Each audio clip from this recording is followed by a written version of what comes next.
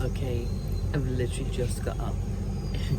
I'm in Vietnam, I'm on the Mekong Delta, just seeing the sunrise, and then I'm going for a cup of tea, and I'm going off to see the floating villages. So, and I've just had 6.5 weeks holiday. So all this is a video to say the stuff works.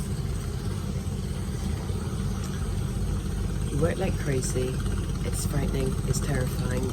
You don't know say good morning to my neighbours. You don't know whether it's going to work properly. There are moments of cash flow nightmare.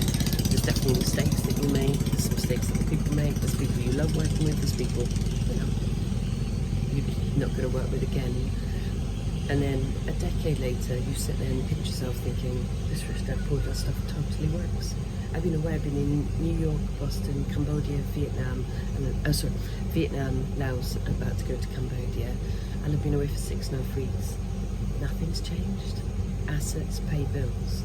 So work like crazy for a period of time to get those assets to pay those bills. And then I haven't even had a cup of tea yet.